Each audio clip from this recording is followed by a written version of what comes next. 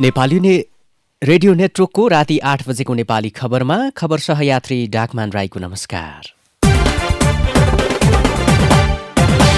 नेपाली खबर काठमाडौँ उपत्यकामा radio NRN 99.1, radio nrn.com र ठाउँ ठाउँका रेडियो स्टेशनहरूबाट एकसाथ प्रसारण भइरहेको छ। संसद विघटन सम्बन्धी मुद्दामा एमिकस क्युरीका सदस्यको आफ्नै तर्क, व्यक्तिगत धारणा पनि राख्न पाउने हुँदा अन्यथा लिन नहुने कानूनविदको भनाई। अब एमिकस क्युरीले पनि आफ्नो धेरै दिन नपाउने चाहिँ होइन, तर त्यसलाई के हुने अब अदालतको अगाडि यो अप्सनहरू छ भनेर अलिकति त्यो रूपमा जानु पर्यो। होइन, यो त वकिलले बहस गरेको हो, त्यो एमिकस भने केही जरुरी छैन कि अर्को सहयोगी भनेर यसलाई सामान्य मान्नुपर्छ हाम्रो के सिस्टमभित्र। प्रचण्ड माधव समूहद्वारा टोडी खेलमा मानव साङ्लो सहित विरोध प्रदर्शन, संसद विघटन असंवैधानिक भए पनि जुलुस निकाल्ने अवस्था नरहेको देउवाको भनाई। 20 लाख डोज कोरोना खोप 2 साताभित्रै आइपुग्ने, आज थप 111 जना संक्रमित डिस्चार्ज, 96 जना थपिए। साथमा प्रमुख खबर संक्षेप, पत्रकार ऋषि धमलाको प्रस्तुति, जनता जान्न चाहन्छन् सहित अहिलेको नेपाली खबरमा। यो आवाज हो नेपाली रेडियो नेटवर्कको र तपाईं सुन्दै हुनुहुन्छ नेपाली खबर। नेपाली खबरमा सबैभन्दा पहिले आजको खास खबर। संविधानको मर्म विपरीत प्रतिनिधि सभा विघटन गरिएको भन्दै सर्वोच्च अदालतमा परेका 1 दर्जन बढी रिटमाथिको सुनवाई अन्तिम चरणमा पुगेको छ। गत माघ 4 गतेदेखि निरन्तर बहस भइरहेको मुद्दामा अहिले एमिकस क्युरीले आफ्नो राय दिइरहेको छ। रिट निवेदकका तर्फबाट जवाफी बहस सकिएपछि गत मंगलबारदेखि संवैधानिक इजलासको सहयोगीका रूपमा नेपाल बार र सर्वोच्च अदालत बारबाट खटिएका एमिकस क्युरीको तर्फबाट बहस भइरहेको छ। कुनै पनि गम्भीर प्रकृतिको मुद्दा फैसलामा अदालतलाई सहयोग पुर्याउने टिम नै एमिकस क्युरी हो, जसले कसैको पक्षमा नभई स्वतन्त्र र निष्पक्ष कोणबाट मुद्दालाई नियालेर त्यो मुद्दा फैसलामा सर्वोच्चलाई थप सजिलो बनाइदिन्छ। तर प्रतिनिधि सभा विघटन सम्बन्धीको अहिलेको विचाराधीन मुद्दामा एमिकस क्युरीका सदस्यहरू नै दुईतिर विभाजित भएका छन्। एमिकस क्युरीका तर्फबाट मंगलबार बहस गर्दै वरिष्ठ अधिवक्ता बद्रीबहादुर कार्कीले प्रतिनिधि सभा विघटनको कारण हेर्दा बदनियत र असंवैधानिक भएको देखिएको बताउनु भएको थियो। यस्तै हिजो बहसमा सहभागी हुनुभएका एमिकस क्युरीका अर्का सदस्य अधिवक्ता सतीश कृष्ण खरेलले पनि नेपालको संविधानले प्रधानमन्त्रीलाई संसद विघटन गर्ने विशेष अधिकार नदिएको बताउनु भएको छ। उहाँले हाम्रो संविधानले कार्यपालिकालाई विशेष अधिकार दिएको छैन, हाम्रो संविधानले कल्पना नै नगरेको विशेष अधिकार छ भन्न मिल्दैन भन्नुभएको थियो। खरेलपछि हिजो नै बहसको थालनी गर्नुभएका एमिकस क्युरीकै तर्फबाट राय दिने क्रममा अर्का वरिष्ठ अधिवक्ता विजयकान्त मैनालीले भने प्रधानमन्त्री केपी शर्मा ओलीको कदमको बचाव गर्दै संविधानले नै प्रधानमन्त्रीलाई विघटनको अधिकार दिएको जिकिर गर्नुभयो। यता एमिकस क्युरीका वरिष्ठ अधिवक्ता पूर्णमान साक्यले पार्टीभित्रको विवादले संसद भंग गर्न नपाइने जिकिर गर्दै प्रधानमन्त्रीको कदमको विरोध गर्नुभएको छ। आज संवैधानिक इजलासमा राय राख्दै उहाँले पार्टीको विवादको समाधान पार्टी र संसदीय दलको विधानभित्रबाट गर्नुपर्ने, तर पार्टीको विवादलाई ल्याएर संसद भंग गर्न नपाउने बताउनु भएको छ। अदालतलाई स्वतन्त्र र निष्पक्ष राय दिएर मुद्दाको फैसलामा सहजीकरण गरिदिने एमिकस क्युरी नै पक्ष र विपक्षमा उत्रिएपछि यसबाट अदालतलाई कसरी सहयोग पुग्छ भन्ने प्रश्न अहिले उठिरहेको छ। एमिकस क्युरीको बहस रिट निवेदक र विपक्षीको भन्दा केही फरक हुनुपर्ने र अन्य सबै कुराको थप अध्ययन गरेर एमिकस क्युरीले विशेष योगदान दिनुपर्नेमा त्यसो हुन नसकेको वरिष्ठ अधिवक्ता दिनेश त्रिपाठीको भनाइ छ। यद्यपि एमिकस क्युरीका सदस्यले पनि व्यक्तिगत धारणा राख्न भने पाउने उहाँ बताउनुहुन्छ। अलिकति के हुन्छ भने खास गरेर एमिकसले सबैतिरको एउटा रिसर्च गरेर अलिकति विशिष्ट योगदान दिनुपर्ने हुन्छ। अब एमिकस क्युरीले पनि आफ्नो भ्यू नै दिन नपाउने चाहिँ होइन, आफ्नो भ्यू चाहिँ दिन पाउँछ, तर त्यसलाई के हुने अलिकति फरक ढङ्गले अब अदालतको अगाडि यो अप्सनहरू छ भनेर अलिकति त्यो रूपमा जानु पर्यो र अलिकति बहसमा चाहिँ एक किसिमको न्यायाधीशलाई अदालतलाई एकदम मद्दतै हुने खालको सबै त्यसका पक्षहरू केलाएर राख्नु पर्थ्यो। तर बहस चाहिँ कस्तो हो भने अलिकति एकतर्फी जस्तो चाहिँ भयो। अलिक विभेदक र विपक्षीहरूको बहस भन्दा अलिकति चाहिँ के छ भने एमिकस क्युरीको बहस चाहिँ अलिकति फरक ढङ्गले चाहिँ प्रस्तुत चाहिँ हुनुपर्छ। मुद्दामा वादी र प्रतिवादीका वकिलले बहस गरे जस्तै एमिकस क्युरीले पनि बहस गर्न सक्ने नेपाल बार एसोसिएसनका पूर्व अध्यक्ष शेरबहादुर केसी बताउनुहुन्छ। पक्ष र विपक्ष बाहेक बीचमा रहेर बोल्ने ठाउँ नहुने भन्दै उहाँले वादी र प्रतिवादी सरह एमिकस क्युरीका सदस्यले गरेका बहसलाई सामान्य रूपमा लिनुपर्ने उहाँको भनाइ छ। होइन, यो त वकिलले बहस गरिरहेको हो, त्यो एमिकस भने केही जरुरी छैन कि अर्को सहयोगी भनेर उसले काउन्सिलिङ गरिरहेको हो कि मुद्दामा यस या नो हो नि, होइन? क्युरीले नै यस नो भन्नु पर्यो नि, को ठिक के बेठिक भनेर भन्ने हो कि वादी प्रतिवादीले बहस गर्छन् र न्यायाधीशले निर्णय गर्छ नि, त्यस्तै हो एमिकस क्युरी पनि भने। त्योभन्दा बाहिर बोल्नै सक्छ कसरी बोल्छ? अब बिचमा बसेर बोल्ने हुन्छ र त्यस कारणले त्यो यसलाई सामान्य मान्नुपर्छ हाम्रो के सिस्टमभित्र। एमिकस क्युरीको बहस सकिएपछि अदालतले मुद्दा फैसला गर्नेछ। तर फैसला कसको पक्षमा आउँछ भनेर यति बेला सबैको ध्यान संवैधानिक इजलासतर्फ नै केन्द्रित छ। सर्वोच्चको फैसलाले नै मुलुकको आगामी दिशा निर्धारण गर्ने कतिपय कानूनविद, राजनैतिक विश्लेषक र नागरिक अगुवाहरूको तर्क छ।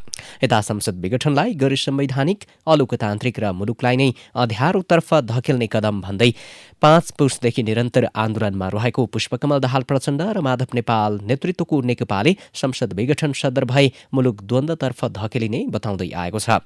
प्रचण्ड माधव नेकपाका नेता गणेश शाह अब हेर्नु, संसद पुनर्स्थापना भएन भने मुलुक चाहिँ एक किसिमको चाहिँ द्वन्द्वको अवस्थातिर जान्छ। किनभने मुलुकमा चाहिँ जुन सरकार, मुलुकमा जुन अब अवस्था हुन्छ नि, त्यो चाहिँ एउटा भन्यो नि सरकार, हाम्रो न्यायालय, यिनीहरू सबै चाहिँ एक किसिमले चाहिँ एकअर्काको मिलो मतोमा चले जस्तो देखिन्छ। र त्यो बेलामा के हुन्छ भने जनप्रतिनिधिको कुनै पनि भूमिका हुँदैन। अदालतले सदर गरिदियो भने एउटा यस्तो नजिर बस्छ यो मुलुकमा कि प्रधानमन्त्री जो हुन्छ उहाँलाई अब चाहिँ जतिखेर मन लाग्यो भने उसले संसदमा चाहिँ विघटन गरिदिने। त्यसैले जनप्रतिनिधि भन्ने जुन चिज छ नि त्यसको चाहिँ कुनै पनि महत्त्व हुँदैन। प्रधानमन्त्रीको सिफारिसमा राष्ट्रपतिले हठात संसद विघटन गरेपछि करिब 2/3 बहुमत प्राप्त सत्तारूढ नेकपा दुईचिरा भएको छ। ओली समूहले संसद विघटन प्रधानमन्त्रीको विशेष अधिकार भन्दै आएको छ भने प्रचण्ड माधव नेकपा अहिले चौथो चरणको आन्दोलनमा छ। यसैगरी नेपाली कांग्रेस, जनता समाजवादी पार्टी नेपालले पनि आन्दोलन गरिरहेका छन्। विवेकशील साझा पार्टीले पनि यसको विरोध गरिरहेको छ भने अन्य साना कम्युनिस्ट पार्टीहरू रणनैतिक मोर्चा नै बनाएर सरकारको कदम विरुद्ध आन्दोलित भएका छन्। नेपाली खबरमा अब आज दिनभरका प्रमुख खबर संक्षेप, साथमा खबर सहयात्री गोमा परियार। प्रधानमन्त्री केपी शर्मा ओलीले आफूले अदालतको अवहेलना नगरेको दावी गर्नुभएको छ। उहाँले आफू विरुद्ध दायर निवेदन पूर्वाग्रही रहेको दावी गर्दै खारेज हुनुपर्ने माग गर्नुभएको छ। आज सर्वोच्च अदालतलाई लिखित जवाफ पेश गर्दै उहाँले दबावमुलक र निन्दनीय शब्द प्रयोग नगरेको बताउनुभयो। नेपाली कांग्रेसले सरकारले द्वैत चरित्र देखाउँदै सामान्य नैतिक आचरण विपरीत सत्ता र शक्तिको चरम दुरूपयोग गरेको आरोप लगाएको छ। आज बसेको केन्द्रीय कार्य समिति बैठकले सरकारले एकातिर निर्वाचनको मिति घोषणा गरेको र निर्वाचन आयोगलाई दबाव दिएको तथा अर्कोतिर निजामती र प्रहरी सेवामा जथाभावी सरुवा, बढुवा र विभिन्न निकायमा धमाधम राजनीतिक नियुक्ति गरेर द्वैत चरित्र देखाएको आरोप लगाएको हो। यस्तै सभापति शेरबहादुर देउवाले आफूहरूले ठूलो जुलुस ल्याउन नसक्ने र त्यसका लागि पैसा पनि नभएको बताउनु भएको छ। नेपाल राष्ट्रिय मगर संघको गण्डकी प्रदेशको प्रथम सम्मेलन आज उद्घाटन गर्दै उहाँले संसद विघटन संवैधानिक असंवैधानिक भए पनि जुलुस निकाल्न सक्ने अवस्था नभएको बताउनु भएको हो। यता वरिष्ठ नेता रामचन्द्र पौडेलले जनतालाई भ्रममा नपार्न पार्टी नेतृत्वलाई चेतावनी दिनुभएको छ। पार्टी केन्द्रीय कार्य समितिले प्रतिनिधि सभा विघटन गर्ने प्रधानमन्त्री केपी शर्मा ओलीको पुस 5 को कदमलाई असंवैधानिक लोकतन्त्रमाथि प्रहार र तानाशाही भनेको भन्दै उहाँले तानाशाहीको विरोध गर्नु कांग्रेसको कर्तव्य भएको बताउनु भएको छ। नेकपा प्रचण्ड माधव समूहले प्रतिनिधि सभा विघटनको विरोधमा काठमाडौँको टुडीखेलमा मानव साङ्ग्रोसहित विरोध प्रदर्शन गरेको छ। संसद विघटन, महिला हिंसा, भ्रष्टाचार लगायतका विभिन्न नारा लेखिएका प्लेकार्डसहित प्रचण्ड माधव समूहका नेता तथा कार्यकर्ता प्रदर्शनमा सहभागी भएका थिए। नेकपा प्रचण्ड माधव समूहका स्थायी कमिटी सदस्य तथा केन्द्रीय संघर्ष समितिका सहसंयोजक योगेश भट्टराईले प्रतिगमन तथा असंवैधानिक कदमका विरुद्ध मानव साङ्ग्लोले टुडीखेल घेरिएको बताउनु भएको छ। यस्तै नागरिक समाजले भोलि टुडीखेल घेर्दै घोषणापत्र जारी गर्ने भएको छ। बृहत नागरिक आन्दोलन घोषणापत्र 2077 नाम दिएको उक्त दस्तावेज टुडीखेलमै हुने सभाबाट सार्वजनिक गर्न लागिएको हो। आज नेवारी, डोटेली, मैथिली, नेपाली लगायत बृहत भाषामा विज्ञप्ति जारी गर्दै नागरिक समाजले टुडीखेल मार्चमा सहभागी हुन आम नागरिकलाई आह्वान पनि गरेको छ। पूर्व राजा ज्ञानेन्द्र शाहले मुलुक दिनानुदिन जटिलतातिर फस्दै गएको बताउनु भएको छ। 71औं प्रजातन्त्र दिवसको अवसरमा अघिल्लो दिन आज देशवासीका नाममा शुभकामना सन्देश जारी गर्दै पूर्व राजा शाहले यस्तो बताउनु भएको हो। प्रजातन्त्र आधुनिक शासन पद्धतिको सर्वोत्तम विधि भएको पनि उहाँको तर्क छ। सरकारको आयु लम्ब्याउन प्रदेशसभा छलेको आरोप खेप्दै आएका प्रदेश एकका मुख्यमन्त्री शेरदन राईले प्रदेशसभा भङ्ग हुन सक्ने बताउनु भएको छ। प्रतिनिधि सभा विघटनसँगै विभाजित नेकपाको प्रचण्ड माधव समूहले ओली पक्षमा रहेका मुख्यमन्त्री राई विरुद्ध पुस 12 मई अविश्वासको प्रस्ताव दर्ता गरेको थियो। त्यसबेला मुख्यमन्त्री राईले आरामले अविश्वासको प्रस्ताव सामना गर्छु भन्नुभएको थियो। अविश्वासको प्रस्तावमा हस्ताक्षर गरेका 37 प्रदेशसभा सदस्यमध्ये 5 जनाले आफ्नो हस्ताक्षर फिर्ता पनि लिएका छन्। तर राईलाई आफ्नो सरकार जोगाउन पुग्ने मत छैन। प्रमुख विपक्षी कांग्रेसले समर्थन नगर्ने र आफ्नो एकल बहुमत नपुग्ने अवस्था आएपछि सत्तारूढ पक्षले प्रदेशसभा नै अवरुद्ध गरेको छ। नेपालमा आज थप 96 जनामा कोरोना संक्रमण पुष्टि भएको छ। यो सँगै देशभर संक्रमितको कुल संख्या 2,73,166 पुगेको छ। स्वास्थ्य तथा जनसंख्या मन्त्रालयका अनुसार आज थप 111 जना संक्रमित डिस्चार्ज भएका छन्। यो सँगै हालसम्म डिस्चार्ज हुनेको कुल संख्या 2,69,505 पुगेको छ। हाल देशभर 1,603 जना सक्रिय संक्रमित रहेका छन्। गत 24 घण्टामा देशभर थप 3 जना संक्रमितको मृत्यु भएको छ। यो सँगै हालसम्म कोरोनाबाट मृत्यु हुनेको संख्या 2058 पुगेको छ। यस्तै नेपालमा अहिले पहिलो चरणको खोप अभियान सकिएर दोस्रो चरण चलिरहेको छ। स्वास्थ्य मन्त्रालयका अनुसार हालसम्म 2,63,486 जनाले खोप लगाइसकेका छन्। सरकारले खोप अभियान सुरु गर्दा अनुमान गरेको भन्दा यो संख्या निकै कम हो। स्वास्थ्य मन्त्रालयले पहिलो चरणको अभियानमै अग्रपंक्तिमा खटिएका 4,30,000 जनाले लगाउने भनेको थियो। तर पहिलो चरणमा 77 जिल्लाबाट 1,84,857 जनाले मात्रै खोप लगाएका छन्। जारी दोस्रो चरणमा अहिलेसम्म 77,621 जनाले खोप लगाएका छन्। यस्तै सरकारले यही फागुन 23 गतेदेखि ज्येष्ठ नागरिकलाई कोरोना भाइरस विरुद्धको खोप लगाउने बताएको छ। स्वास्थ्य मन्त्रालय इन्सिडेन्ट कमान्ड सिस्टमको बैठकले फागुन 23 गतेदेखि 60 वर्ष वा सोभन्दा माथिका नागरिकलाई खोप लगाउने निर्णय गरेको मन्त्रालयका प्रवक्ता डाक्टर जागेश्वर गौतमले जानकारी दिनुभएको छ। यसैबीच सरकारले कोरोना खोप निजी कम्पनीलाई पनि ल्याउन दिने तयारी गरेको छ। यसका लागि मन्त्री परिषदले निश्चित मापदण्ड राखेर निर्णय गर्ने स्वास्थ्य तथा जनसंख्या मन्त्री हृदय त्रिपाठीले जानकारी दिनुभएको छ। मन्त्रालयमा आज आयोजित पत्रकार सम्मेलनमा उहाँले भन्नुभयो, निजी कम्पनीले ल्याएको खोप सरकारले भने किन्दैन, निजी प्रयोजनमा नै दिन सकिन्छ। सरकारले ल्याएको खोप भने निशुल्क नै हुने उहाँको भनाइ छ। मन्त्री परिषदको पछिल्लो निर्णय अनुसार 20 लाख डोज कोरोना खोप 2 साताभित्रै आइपुग्छ। यातायात व्यवसायीहरूले तेल र सवारी चढ्ने पाटपुर्सामा भएको मूल्य वृद्धिलाई कारण देखाएर 40% भाडा बढाउनु पर्ने माग गरेका छन्। सरकारले एक सातामै 2 पटक तेलको मूल्य बढाएपछि यात्रुवाहक तथा मालवाहक सवारी साधनहरूले अहिले भाडा दरले व्यवसायमा टिक्न नसकिने बताएका छन्। नेपाल यातायात व्यवसायी राष्ट्रिय महासंघले गत माघ 29 गते नै विज्ञप्ति जारी गरेर पटक पटक तेलको मूल्यमा भएको वृद्धि एकमुष्ट रूपमा फिर्ता लिन माग गरेको थियो। महासंघले फागुन 8 गतेसम्म मूल्य वृद्धि फिर्ता नलिए आवश्यक निर्णय लिने अल्टिमेटम जारी गरेको छ।